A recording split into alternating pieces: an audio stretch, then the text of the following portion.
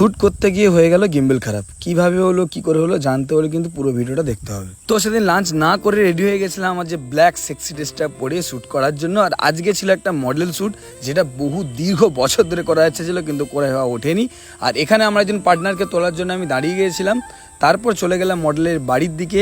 মডেলের বাড়ি এসে দেখি মডেল একদম রেডি, আর এটাই মডেলের বাড়ি, আর এর ছাদেতেই শ্যুটটা আজকে হবে। তো আমাদের কথা মতো দেখলাম মডেল একদম পুরোপুরি রেডি। আমাদের যাওয়ার আগে থেকেই তো আমার দিকে প্রথমে একটু আমন্ত্রণ করে নিল। তারপর বাড়িতে গিয়েই আমার সেটআপ আমি রেডি করতে শুরু করলাম, কারণ যেহেতু এটা রিল শ্যুট করবো, গিম্বল সেট করতে টাইম লাগে, তোমরা সবাই জানো। আবার আমি শ্যুট করবো 85-এ, তো 85-এ গিম্বল সেট করা একটু টাফ, সবাই জানে। তো আগেই আমি প্রথমে গিয়ে গিম্বলটা রেডি করতে শুরু করে দিলাম।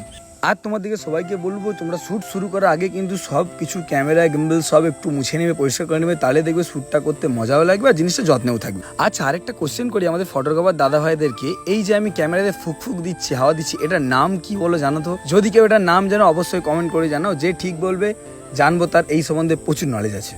তো এই দেখো কেলো করেছে, গিম্বল সেট করছি কিন্তু গিম্বলের প্লেটটা সরছেই না। তারপরেই আমি একটু ওদের বাড়ি থেকে নারকেল তেল চেয়ে নিলাম, নারকেল তেল দিয়ে প্লেটে দু সাইডে দিচ্ছিলাম, যে কেননা ঢেলে দিলে মোটরটা যদি খারাপ হয়ে যায় একটা চিন্তা থাকে, সেই জন্য সাইডে দিচ্ছিলাম যাতে স্লাইড হতে পারে ভালোভাবে, স্মুথলি হয়। তো তারপর ছাদে চলে গিয়েছিলাম। ছাদে তো লোকেশনে আমাদের ছাদই ছিল আজকে শ্যুট করার জন্য। তো আমি আর মডেল দুজনেই চলে গেছিলাম ছাদেতে শ্যুট করার জন্য। আচ্ছা, প্রিয়াঙ্কা মানেই কিন্তু সবসময় নতুন ইউনিক একটা শ্যুট করার চিন্তা ভাবনা ও করে। আর আজকের মডেল ছিল প্রিয়াঙ্কা। প্রিয়াঙ্কাকে কে চিনো কমেন্ট করে জানাবে। আর আগের যে শ্যুটটা খাটে হয়েছিল এটাই কিন্তু ও করেছিল। তো সেই দিন অ্যাকচুয়ালি আমাদের এই শ্যুটটারই করার কথা ছিল, কিন্তু বৃষ্টির কারণে আমরা ছাদে না করতে পেরে ঘরের ভিতরে ওই শ্যুটটা করে নিয়েছি। আর এই যে শ্যুটটা, এটা কিন্তু আমি শ্যামপুর থানার কাউকে করতে দেখিনি আজ পর্যন্ত। তো এটা একটা হেভি ইউনিক একটা শ্যুট, যেটা তোমাদের সবারই মনে লাগবে। রেজাল্ট খুব তাড়াতাড়ি 2-3 দিনের একদিনের মধ্যেই আসবে। আর যারা বুঝতে পেরেছো যেটা কি শ্যুট, তারা কিন্তু অবশ্যই কমেন্টে জানাবে যে শ্যুটটা কি, অ্যাকচুয়ালি থিমটা কি।